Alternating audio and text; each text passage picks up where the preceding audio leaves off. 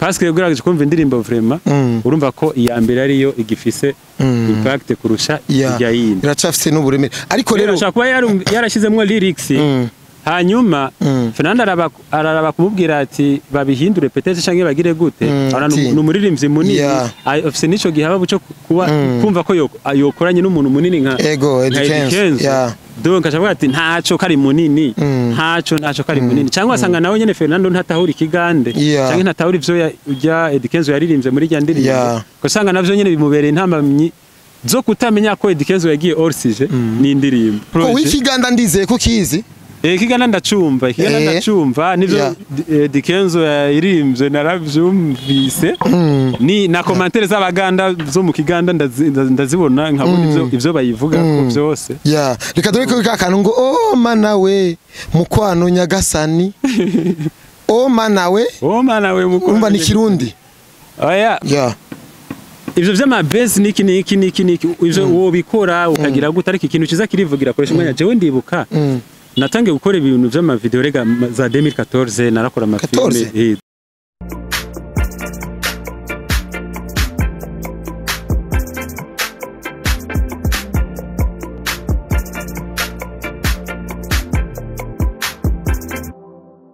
Guys, vous allez bien, mes fresh muri bien no musi sindi je nyene kabisa. Muri menyere nzanga ndi je nyene ariko no musi turi babiri n'umuntu mukuru umuntu yikomeje umuntu w'amateka umujene influencer umujene yubatse kandi abeshweje n'ingabirano yiwe umuntu yiremeye akazi kugira yibereho reka abaramutse hama tuyage mumvirize icyatumye twicara no munsi karibu cyane muta Hello Nick Drip Show ndaramukije cyane abakunzi ba Nick Drip aho muri kabisa wagwane ni irya mbere ndibaza duhuriye mu kiganiro nakoresha umwanya ego vraiment ego kabisa kandi rero nituze tunabipanga ngo tuzohure tuyage ariko twaraye tubiyaze gusa tejo tuganiriza abantu bacu kandi bacabara bitahura rero tubasaba gusa mu dutize amatwi nakanya kanyu gusa tuyage tubane neza umeze neza shaje ndashima Imana n'abantu gusa bangahe bakeya okay entertainment yacu ubona imeze gutira kigenda gute muri rusangi akazi kawe ubona kari good bo akazi kanje kameze neza akoresha umwanya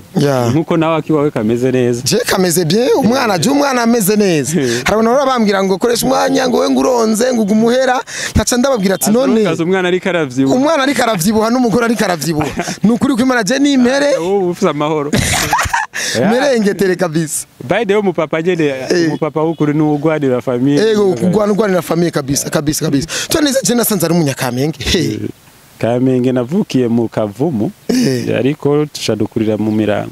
okay kabisa jere sinarinzi ko ari umunyakamenge ko jewe no kuri umuntu so mu Kamenge ewana ndazi neza yuko yari muri domaine narindi mu bintu byo gukina umupira uyu muntu tuba tuzinanye wagumenga mpejeje amashuri no gumasubira mukande kasubire ku ishuri kandi ambo wahejeje parce que nyine narabikunda bayavye zo ku ishuri abantu tuba twariganye batwenza cyane ntabantu we muba mwariganye ugasanga bari bafise impano kasa mu ishuri avuze akajambo ego nubu ndabibuka abapeti ego abo bantu rero impano zabo vraiment sinzi impamvu batazikurikira benshi muri bo n'ukuri jewe ntabo nigeze mbona muri entertainment abantu nari nemera abantu badutweza mu ishuri Jesse nari umuntu atwengeje mu ishuri ariko ari abantu vraiment impano zabo barazipfukiye je urazi ko na déranger sana mu ishuri je no mu déranger naratwenza sana mu ishuri umva nariko sinzi ngene ntabaye umukomedie wewe wacubikurikirana rero je no manabikurikiranye kandi urabona ko nakantu ka comedy kandi mwo nyene ukuntu ko je naraderanja cyane mu school kabisa ariko jewe tubaneza mciye ahantu nko ku Bafaransa hano nize ku Bafaransa canibuka ryama wese ukungene basha ugiye muri wese wasanga ari atahandi nabigisha basiga ku mpome amapiripiri ati tibya bipeti bikunda kwikuruta kwikuruta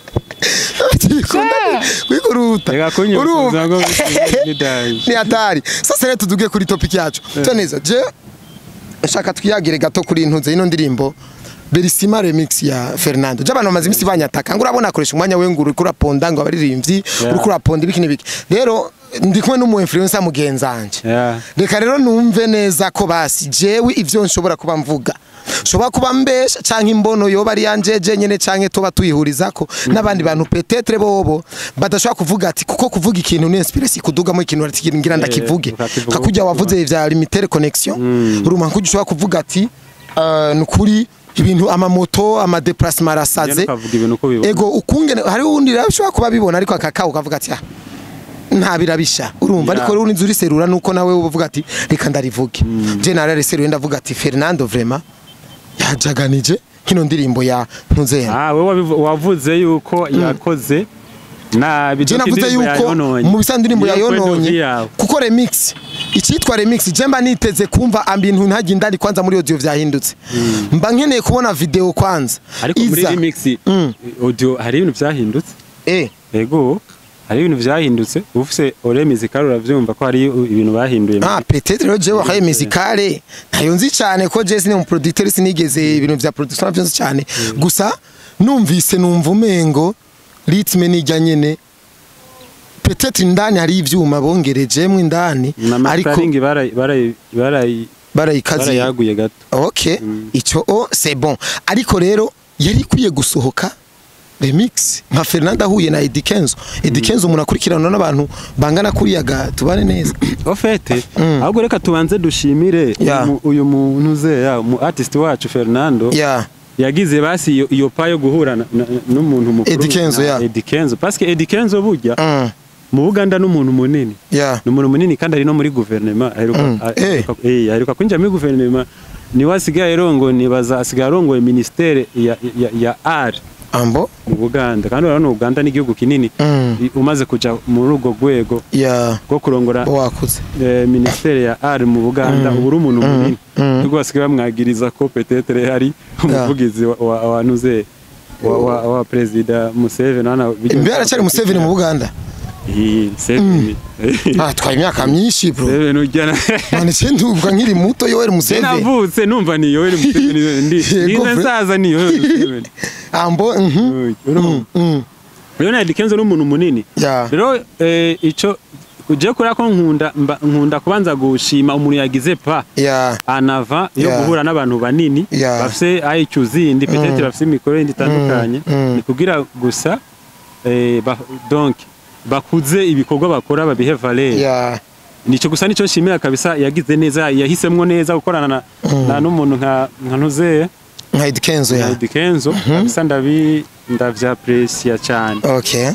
kubijanye rero niriya Ntuze ya projet bakoranye nayo bafite ya projet hari akantu ushaka kumva iriya projet ko wikiganda ndizeye ko kizi Kigana ndacumva nivyo Eddy Kenzo yaririmbye naravyumvise ni na commentaire z'abaganda zo mu Kiganda ndazibona nkabona ivyo bayivuga ko byose reka dore ko kakantu ngo mana we mukwano nyagasani mana we umva ni kirundi ofete orana Ntuze ya Eddy Kenzo swate mu bavyeyi biwe hashobora kuba harimo umwe w'umunyarwanda mu bavyeyi biwe so niba ari mama canke papa ariko harimo umwe w'umunyarwanda rero ni ubwa mbere kwanza ico jewe ngize point of view yanje ariko ndavye rya ndirimbo uravye ko ntikoze urabona yuko habaye peut-être kudatahura swate le type uno Eddy Kenzo ntiyasiguriwe umutima w'indirimbo original barako yari poeme y'Intuze nyene y'urukundo kurimbira umukunzi wawe umuturanye na gapoeme gatesa so ashobora rero muri iyo poeme barako ijya ndirimbo igizwe n'igifaransa cinshi ashobora kuba atasiguriwe neza umutima w'iriya lyrics y'indirimbo ya mbere kugira nawe bimuhe inguvu zo kwandika umuntu ze parce que Eddy Kenzo n'umuntu ze munini ariko ugerageje ugiye kuraba ivyo yaririmbye en tout cas even me I was very disappointed ivyo Eddy Kenzo ndamuzi uko naririmba kuno yandika n'umuntu kabisa n'umwanditsi mwiza wa dance ariko numvise ziriya Ntuze ya iriya lyrics yashize muri Belisima narabaye déçu biri oxygen ntibisa neza narabaye déçu cyane kubera byinshi biri oxygen niko nyene peut-être mwebwe mudatahura ikiganda murabona commentaire y'abaganda murashobora kubona ko n'abaganda bamwe muri bo bavuga ati sha tuvuye kuraba iyi ndirimbo twaciye tuja kuraba originale yayo twasanze originale yayo ari nziza ahubwiye bayononye abaganda bamwe bakacavuga ati Eddy Kenzo yamwonone uyu numujama indirimbo kuko iya mbere niyo yari nziza donc ni commentaire zo mu kiganda izo zaba nyinshi nazibonye kuri TikTok ko Eddy Kenzo arayipostinga cyane kuri TikTok Change peut-être Eddy Kenzo arakunze ijya ndirimbo cyaramusaba peut-être dukorane nkabijya vya Fizo na Harmonize. Fizo niyo yakunze ujya umudodo acamubwira ati mpa iyo ndirimbo ndayishiremo. Fizo niyo kunze cyangwa Harmonize niyo yayikunze arabati Harmonize niyo yayikunze acamubwira Fizo ni nkuko wewe uvuga ati uno mupeti ariko arakora neza comedy mu kugira renda mu pushing ko ndamusumba reka ndamuhamagare dukorane igikogwa sivyo kugira asome kunturire uko usanga wewe rero uramujaganirije ide yiwe urayimuhindukije mukora we arakutinya nta gutegeka wewe ni umupangira ati dukore ibi sivyo uzira akano kabayemwe hajya yego peut-être habaye Fernando ashakwa yaramusiguriye so le type amaze kuririmba Change Fernando akavyumva kumva umenga ntibi aho ni kwiyumvira juste peut-être point de vue kwiyumvira nyene si ibi donc c'est kuvuga ngo nivyo ari ariko ni kuyumvira gusukuntu peut-être ibintu biba vyari bimeze parce que guraje kumva indirimbo vraiment urumva ko iya mbere ariyo igifise impact kurusha ijya yindi iracafise n'uburemere ariko rero ashaka yarashizemwe lyrics hanyuma Fernando araraba kumubwira ati babihindure peut-être canke bagire gute n'umuririmbyi munini ofise nico gihaba buco kuba kumva ko yokoranye n'umuntu munini nka Eddy Kenzo donc achavuga ati ntaco kari munini ntaco kari munini cyangwa asanga nawe nyene Fernando ntatahura ikigande cyangwa ntatahura ivyo ujya Eddy Kenzo yaririmbye muri rya ndirimbo ko sanga navyo nyene bimubereye intambamyi zo kutamenya ko Eddy Kenzo yagiye orsije ni indirimbo kuri kurumva nivyo bishobora kuba vyarahabaye ariko gusa collaboration gusa je nakunze ntuzeya iriya collaboration ya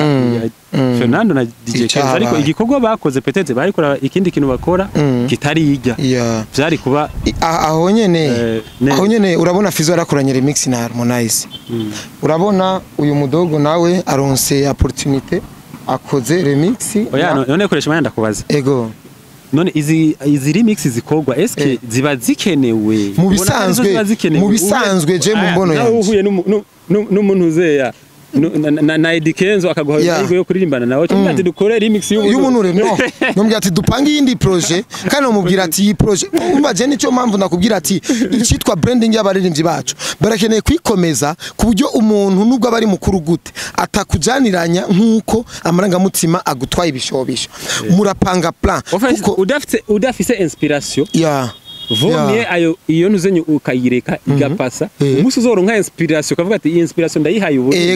ndayihaye ubunini reka tuyikorere uzogire urashobora kuyikorera ko c'est simple kuko mwamaze kugiranira contact nikindi gihe wo murondera bamaze kugira inspiration y'igikorwa kiri international mukagikora neza cyane kuko uri kuraraba par exemple rega wowe peut-être ushobora kudatahura ikigande ariko uri kuraraba na video iri orsije nta naho bihuriye ne umuntu ari kwibarabara ariko arasaba ariko agenda ari mwibarabara ivyo fwa ni mpumyi sinzi nivyo vyimpumyi na mana we regera gute honyene ayo majambo honyene mana we ayo nene mu kiganda bisobanura ikindi kijambo kiri weird kijambo kiri weird ni kuvuga gishobora kuba ari kijambo peut-être giteye isoni mu kiganda kuko narabonye some of the comments z'abagande bavuga ngo ngo na Eddy Kenzo nyene umuntu Eddy Kenzo ukane wa basubiramo ngo mana we kandi mana we mbega isigura iki mu kiganda mana we bo bafise nishobora kuba ari slang kora ko sinzi exactement uko bo bagiha isiguro ariko selo yama commentaire agenda soma narabonye kumenga mana we kuri bo gisigura ikindi kijambo kiri cigishego ego rero na commentaire agenda kuko wasanga abandi basigurira ati ngo mana we bakashaba basigurira it means God barabiexplica bisigura imana mu rurimi rwabo mu kirundi urumva no Ego ntacoreka nitwerambira ko cyane ariko abumva bumvise kandi abantu bazi baratahura gusoma lyrics neza kandi umuririmbyi je ndashima Sadbi ngene yazanye Otile Brown ngaha umuririmbyi mugomba gukorana murabana kwanza mukamanza mukamenyerana mukagendana kwanza ahantu umva mukiyumvanamo fest ku buryo mukora ikintu munakosorana kuko aba yagifatiye umwanya kuko muvugane kuri telefone sivyo hari gihe umuntu ashaka kwishora telefone nk'ubundi mu kiganiro ati sasa simba kaca kugira usanda mushobora hajya burya akanya ko gufata kwanza ukayaga n'umuntu akaguha opportunity mukayaga nibaza ko aba artist benshi bo ngahi iwacu nanje ndimwo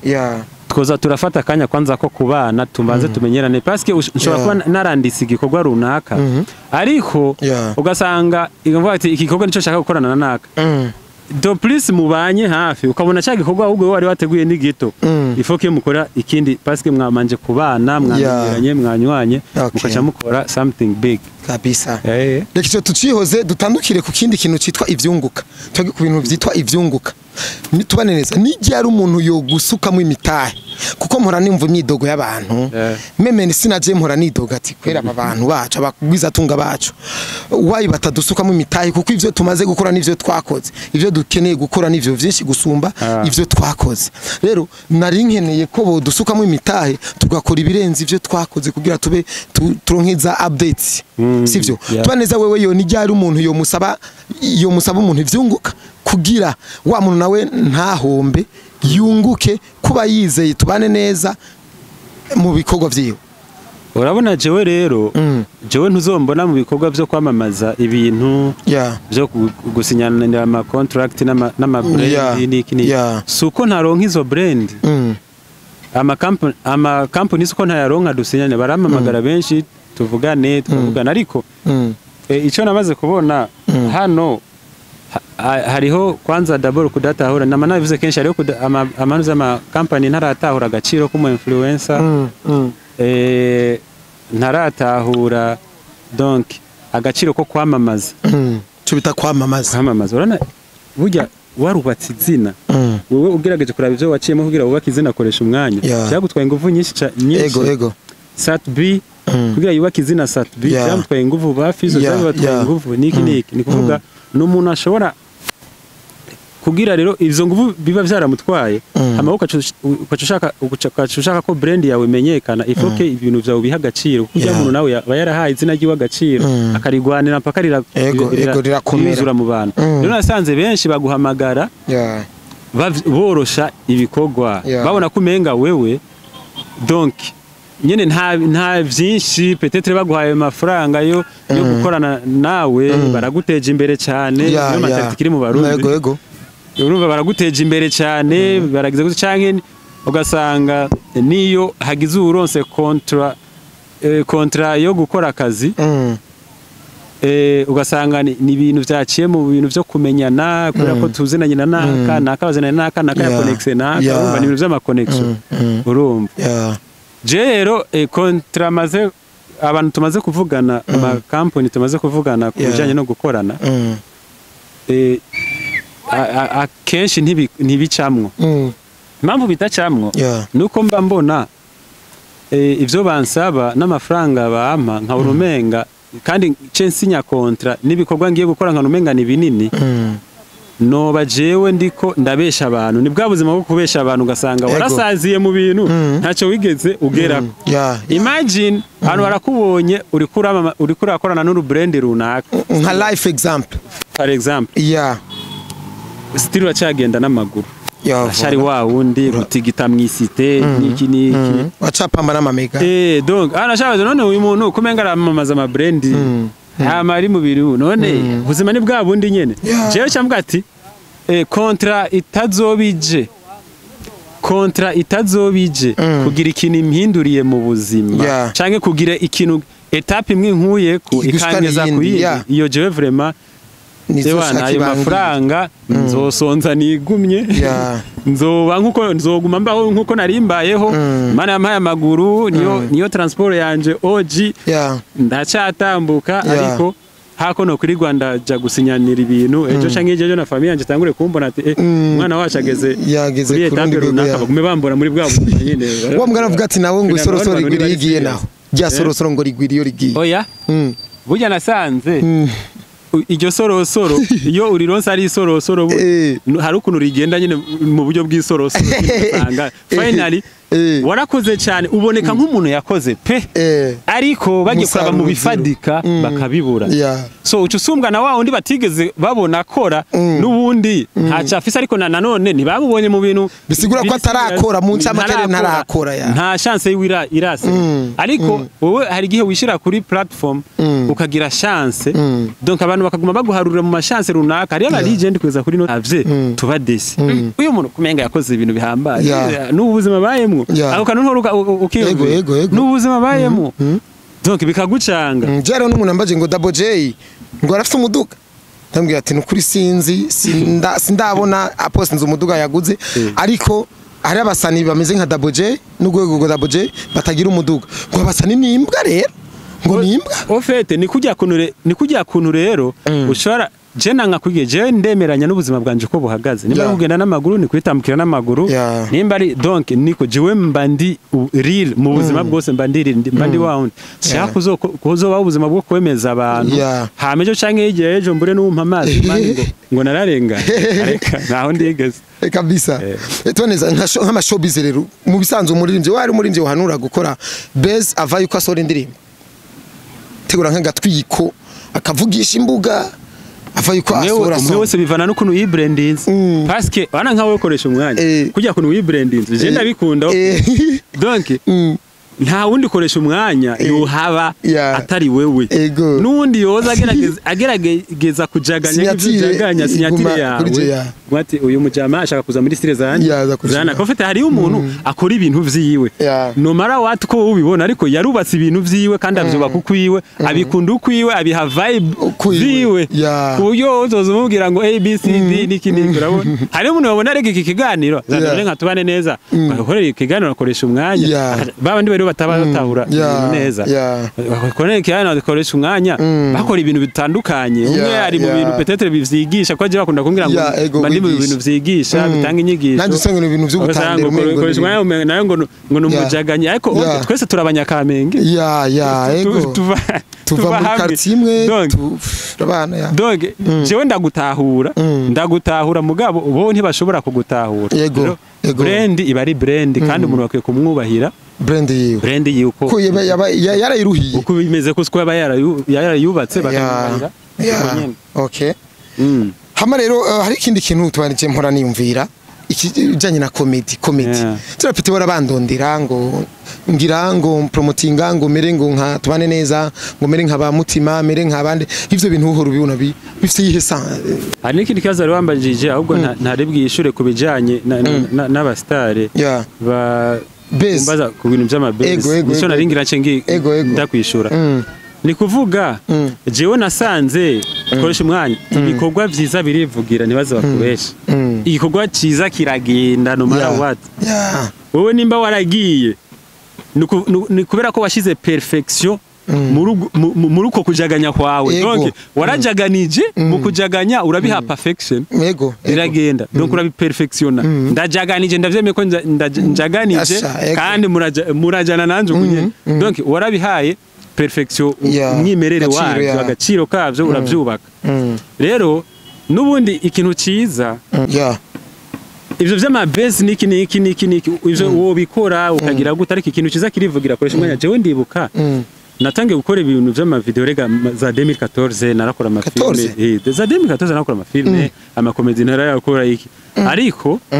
urako umuntu aba yarapamanye kugezaho ashika kunuze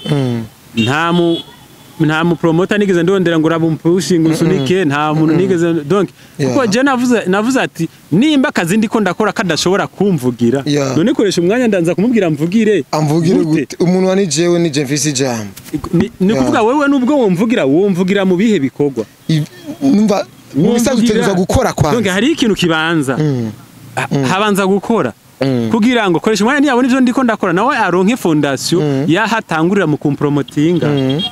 ni kuvuga umustari wese ashaka gukora base banza umenya agaciro kicu ufise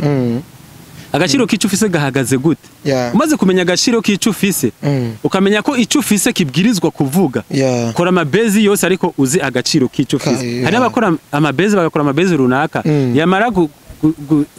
shira ikintu hanze yakoreye base ga flopping cyangwa ugasanga ico kintu buremere base nini cyane gusumba igikorwa yakoze you understand nuko rero niba bimeze kabisa guys imvura iraguye nukuri ko Imana imvura iraguye twari dufite byinshi byo kuyaga ariko reka tubashimire cyane kamera niyo none kare bene zo none kare tuzogaruka kandi tuyage ubari mu Burundi mbeje waba mu kiye gihugu jero nawe mu bihugu ibikorwa